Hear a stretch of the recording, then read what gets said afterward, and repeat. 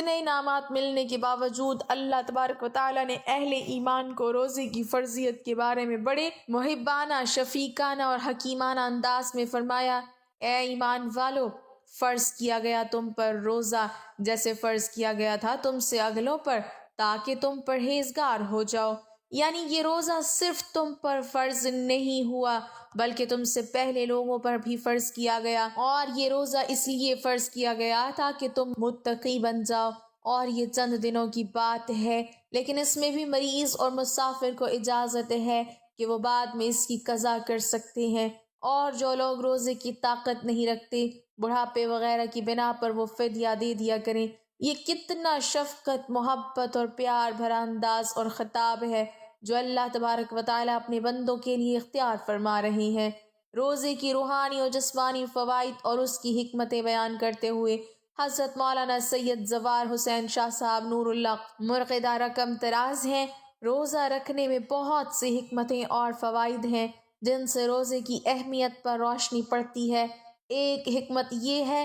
کہ روزہ رکھنے سے انسان کو اپنی عاجزی اور مسکینی اور خدا تعالیٰ کی عظمت و جلال اور اس کی قدرت کاملہ پر نظر پڑتی ہے، اور اس سے بندگی اور فرما برداری کی صفت پیدا ہوتی ہے۔ روزے کی برکت سے چشم بصیرت کھلتی ہے اور دین کی سمجھ میں ترقی ہوتی ہے۔ روزے کی حالت میں فرشتوں کے صفات ملکیہ سے متصف ہوتا ہے، اور اس کی برکت سے انسان کو ملائکہ الہی کے ساتھ قرب حاصل ہوتا ہے۔ روزے کے ذریعے سے اللہ تعالیٰ کی شکر گزاری کا موقع ملتا ہے، درندگی اور چوپایوں والی صفت سے دوری حاصل ہوتی اور انسانی ہمدردی کا جذبہ دل میں پیدا ہوتا ہے، کیونکہ جب تک کسی شخص نے بھوک اور پیاس کی تکلیف کو محسوس ہی نہ کیا ہو، وہ بھوکوں اور پیاسوں کے حال سے کس طرح واقف ہو سکتا ہے؟ جو شخص بھوک اور پیاس کی مشقت سے واقف نہ ہو، وہ رزاق مطلق کی نعمتوں کا شکر حقیقی طور پر ادا نہیں کر سکتا،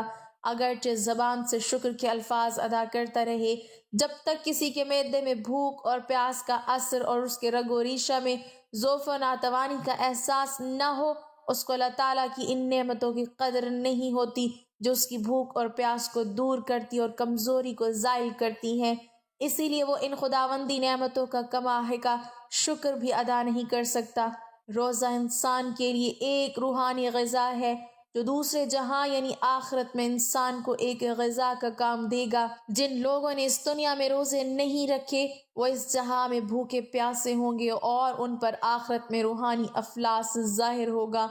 کیونکہ انہوں نے اپنے ساتھ اپنا زاد راہ نہیں لیا۔ روزے کی اہمیت یہ بھی ہے کہ یہ بلغمی امراض اور رطوبات فضلیہ کو جسم سے زائل کر دیتا ہے۔ روزے میں صبر اور برداشت کرنے کی عادت ہو جاتی ہے۔ ریگستان یا بیابانی سفر میں اگر اتفاق سے غذا یا پانی میسر نہ آئے تو روزہ کا عادی شخص اس فاقے کو برداشت کر سکتا ہے، بخلاف زیادہ کھانے والے شخص کے جو فاقے کو زیادہ دیر تک برداشت نہ کر کے تھوڑے عرصے میں موت کے منہ میں پہنچ جاتا ہے۔ ان سب مصلحتوں اور حکمتوں کے باوجود روزے کی ایک بہت بڑی اہمیت اور ایک خاص حکمت یہ ہے کہ روزہ اللہ تعالیٰ کی محبت کا ایک بہت بڑا نشان ہے۔ جس طرح کوئی شخص کسی کی محبت میں سرشار ہو کر کھانا پینا چھوڑ دیتا ہے اور میاں بیوی کے تعلقات بھی اس کو بھول جاتے ہیں، اسی طرح روزہ دار بھی اللہ تعالیٰ کی محبت میں سرشار ہو کر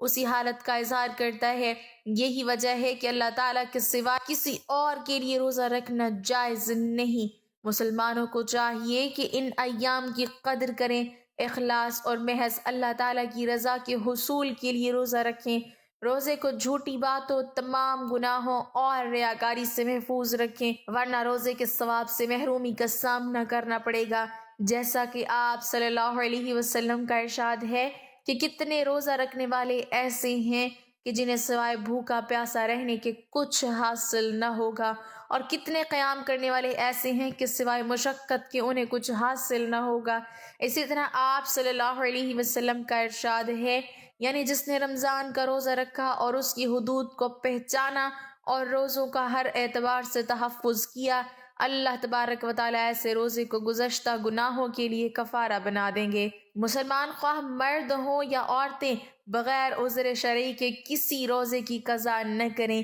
اس لیے کہ آپ صلی اللہ علیہ وسلم نے ارشاد فرمایا، یعنی جس نے رمضان کا ایک روزہ بغیر کسی رخصت اور بیماری کے چھوڑ دیا، ساری زندگی وہ روزہ رکھتا رہے، اس ایک روزے کا ثواب اسے نہیں مل سکتا۔ روزہ خواہ فرض ہو یا نفل، اس میں کوئی ایسی خاص بات تو ضرور ہے نا کہ جس کی بنا پر آپ صلی اللہ علیہ وسلم بار بار اس کی تاکید فرما رہے ہیں اور فرماتے ہیں کہ اس کے مثل اور اس کے برابر کوئی عبادت نہیں۔ جیسا کہ حضرت ابو امامہ رضی اللہ تعالیٰ عنہ سے روایت ہے کہ میں نے عرض کیا، اے اللہ کے رسول، مجھے کوئی ایسا عمل بتلائیے کہ جس کی بنا پر مجھے جنت کا داخلہ مل جائے۔ آپ صلی اللہ علیہ وسلم نے فرمایا، روزوں کو لازم پکڑو، اس کے برابر کوئی عمل نہیں ہو سکتا۔ صحابی رضی اللہ عنہ فرماتے ہیں، میں نے دوبارہ 7 بار یہی سوال کیا، آپ صلی اللہ علیہ وسلم نے ہر مرتبہ یہی فرمایا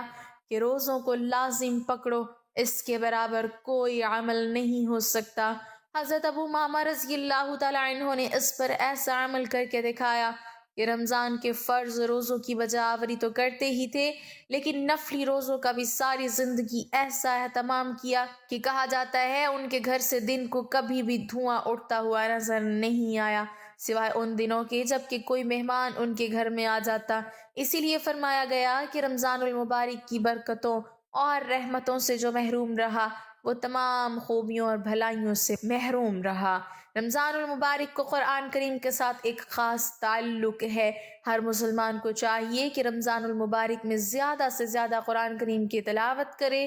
دعاؤں کا اہتمام کیا جائے، صدقہ و خیرات کی کثرت کی جائے، اپنے ملازم اور نوکروں سے کام میں تخفیف کی جائے، لا الہ الا اللہ کا ورد رکھا جائے، استغفار کا معمول بنایا جائے، جنت کی طلب ہو اور جہنم سے آزادی کی دعائیں کی جائیں۔ ناظرین، رمضان